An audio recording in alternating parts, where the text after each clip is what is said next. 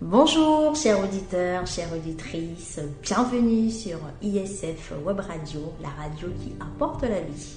Bienvenue à notre podcast, notre série de podcasts sur ces personnes qui ont fait une rencontre.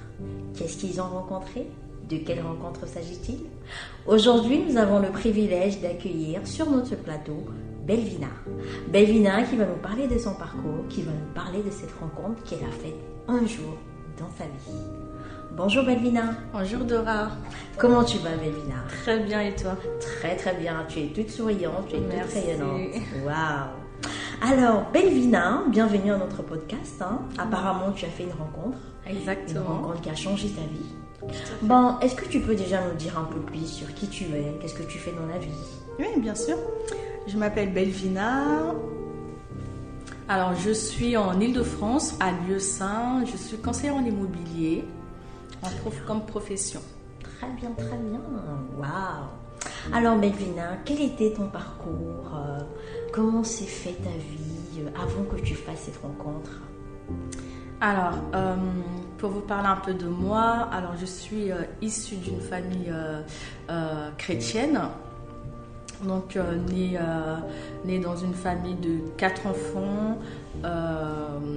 Je suis donc la deuxième de la famille. On m'a inculqué une culture chrétienne, des valeurs chrétiennes. Faut savoir aussi que je n'ai pas grandi avec mon père, je ne l'ai pas connu. Des dires de ma mère, ils se sont séparés quand j'avais 6 mois. Donc je ne l'ai pas du tout connu. Donc tu as grandi dans une famille sans avoir connu ton père. Exactement.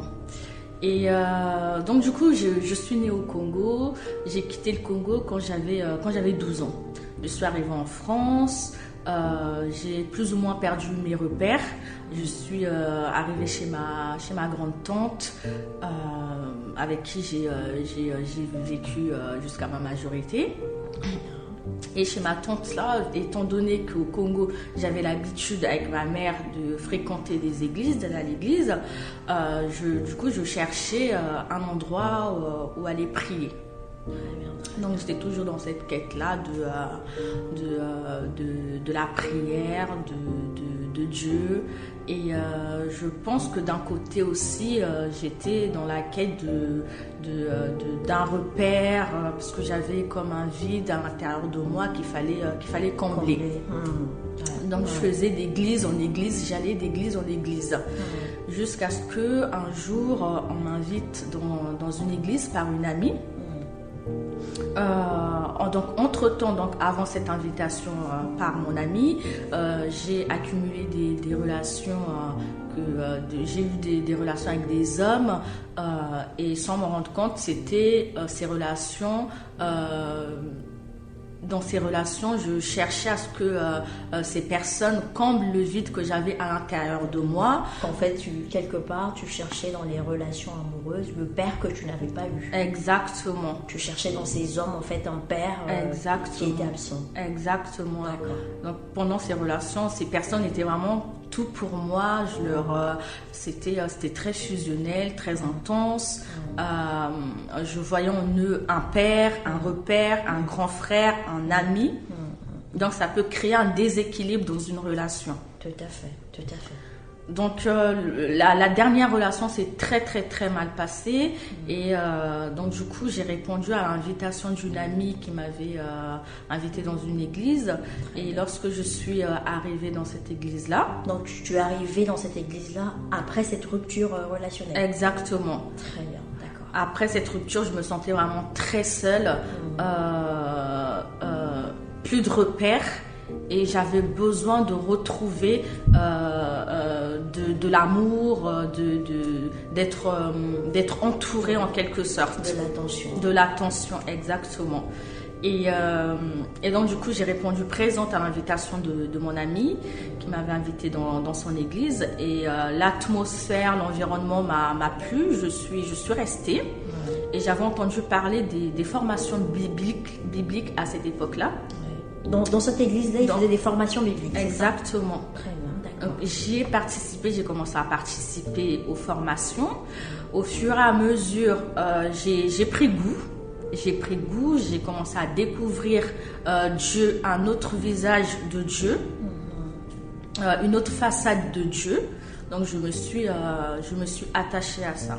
Donc en fait, quelque part, c'est là que tu as fait ta rencontre, quelque part, si on peut dire ça comme ça. Exactement. C'est là que tu as rencontré Jésus, que tu as rencontré Dieu. Tout à fait. Très bien, très bien. Et qu'est-ce que ça a changé en toi, cette rencontre-là? Qu'est-ce que ça t'a fait de pouvoir faire cette rencontre? Alors, au fur et à mesure de ma marche avec Jésus, j'avais du coup, comme je disais tout à l'heure, ce vide à l'intérieur de moi. Et lorsque Jésus est venu dans ma vie, il est venu combler ce vide. Il est venu combler ce vide. Il a pris la place du Père que je n'avais pas eu.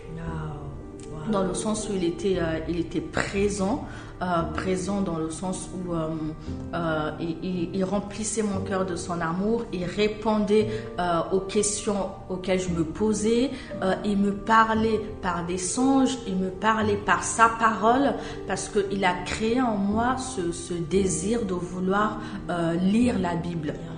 Waouh! Donc je suis en train de nous dire, Belvina, que Jésus parle encore aujourd'hui. Jésus parle encore aujourd'hui. Et la Bible est également un moyen d'apprendre à parler avec Jésus, c'est ça? Exactement. Au travers de la Bible, en fait, c'est Jésus qui parle au travers de la Bible, parce que c'est sa parole. Du coup, en lisant beaucoup la Bible, j'ai rencontré ce Père. Il s'est manifesté à moi comme un Père, comme un pourvoyeur, comme un protecteur, comme un Père aimant. Il m'a comblé vraiment de son amour. Il me parlait beaucoup, il m'encourageait beaucoup, il me challengeait beaucoup, toujours au travers de sa parole. Et je savais que c'était lui qui me parlait, parce que j'avais cette conviction en moi. Et lorsque je tombais sur des passages pendant mes temps de lecture de la Bible, je tombais sur des passages, je savais que ce passage-là me concernait, que c'était Jésus qui est en train de me parler. Très bien, très bien. Et est-ce que tu as un exemple comme ça, d'un passage qui t'a fait dire que oui, c'est Jésus qui te parle? Tu nous parlais tout à l'heure que ta vie a été rebâtie. Est-ce que tu peux nous en parler? Oui, effectivement. Pendant mes temps de lecture biblique, je suis tombée sur un passage de la Bible qui disait que je rebâtirais sur des ruines. En gros, qu'il détruirait tout ce qu'il n'avait pas mis en moi, qu'il les retirerait et qu'il rebâtirait ma vie. Donc, il s'est montré comme un bâtisseur, comme un architecte. Wow. Je suis, comme on dit, comme un édifice. Un édifice. Oui, tout à fait ça. Tu sais, et que c'est lui qui a reconstruit ma vie. Waouh. Donc, Belvina, tu as rencontré un père. Tu as rencontré un protecteur. Tu as rencontré un amour. Et tu as rencontré un architecte. Exactement. C'est-à-dire qu'une personne qui va bâtir ta vie.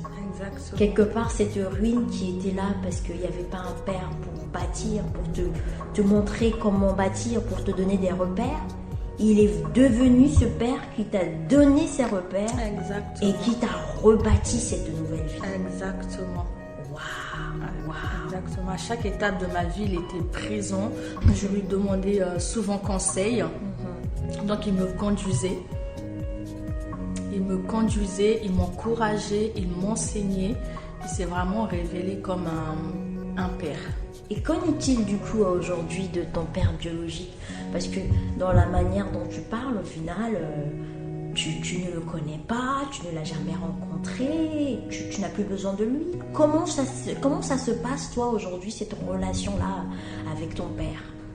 Alors, la relation avec mon père, il s'avère qu'il y a quelques temps, donc il y a 2-3 mois environ, j'ai finalement fait la rencontre avec mon père biologique. Après tout ce temps. Waouh. Mais qu'est-ce qui s'est passé avant cette rencontre? Une fois que Jésus est venu combler le vide que j'avais, il a permis par des circonstances que je puisse rencontrer mon père biologique. Parce qu'il a jugé bon que je n'étais plus dépendante affectivement de mon père, que je n'attendais rien on va dire, en quelque tellement sorte. tu étais comblée, en Tellement fait. j'étais comblée de Tu son n'étais amour. plus dans une attente excessive, dans une dépendance. Exactement. Mais c'est comme si tu étais dans une attitude d'acceptation de cet homme. Exactement, tel qu'il est. Peu importe son passé, peu importe ce qui a pu se passer, j'avais accepté mon passé, j'avais fini par accepter mon passé, fini par accepter ce qui s'était passé entre mes deux parents et j'étais sur le point de pardonner à mon père.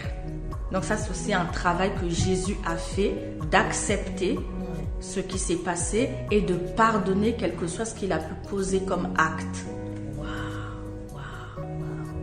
Donc tu as rencontré une personne qui t'a aussi donné la capacité de pardonner.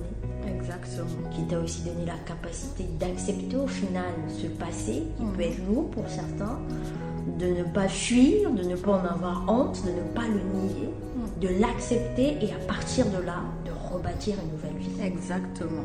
Waouh, quel parcours, quelle rencontre, Belvina. Alors, qu'est-ce que tu dirais aujourd'hui à une personne, notamment une femme qui a grandi sans son père, une femme qui aujourd'hui est à la recherche d'un repère, ou ça peut être au travers des relations, au travers des addictions, au travers de quoi que ce soit. Qu'est-ce que tu peux nous dire? Qu'est-ce que tu peux dire aujourd'hui à cette femme? Alors, je dirais à ces personnes qui m'écoutent, ou à un homme d'ailleurs, voilà, aussi, que ça soit une femme ou un homme, je dirais à ces personnes qui m'écoutent qu'il n'y a pas de fatalité, que c'est pas une fatalité de ne pas avoir de parents, que ça soit un manque au niveau de l'amour maternel ou paternel, c'est pas une fatalité, parce qu'il faut savoir que avant que l'on puisse naître, il y a un créateur qui nous a créés, et c'est Dieu, c'est Jésus.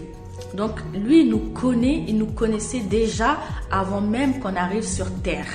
Nos parents sont des canaux par lesquels on est venu sur terre.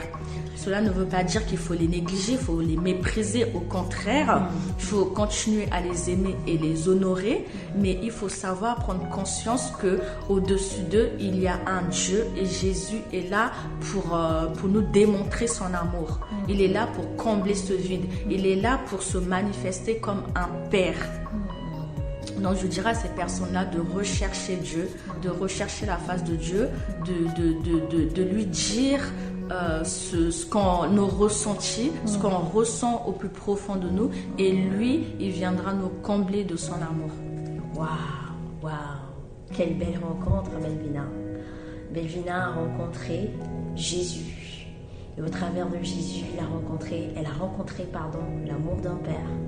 Elle a rencontré un architecte, elle a rencontré un bâtisseur. Ah, Belvina, merci beaucoup pour cette belle histoire.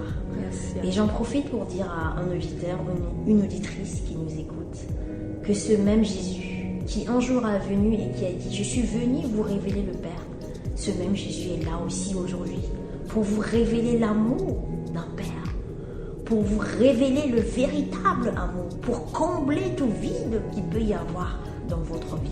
Alors nous allons vous inviter par cette prière, ensemble avec Belvina, à répéter avec nous cette prière pour inviter Jésus-Christ dans vos vies, pour lui demander de vous révéler le Père, de vous révéler le véritable Père, de vous révéler le véritable amour. Alors nous allons ensemble faire cette prière d'une manière très simple. Seigneur Jésus, je te demande pardon pour tous mes péchés. Aujourd'hui, j'ai entendu parler de toi. Viens dans ma vie. Viens me révéler qui est mon Père.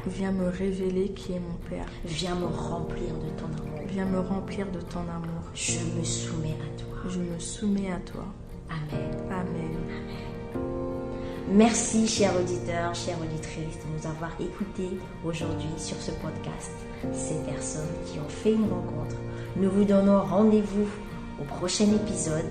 Restez connectés sur ISF Web Radio, la radio qui apporte la vie.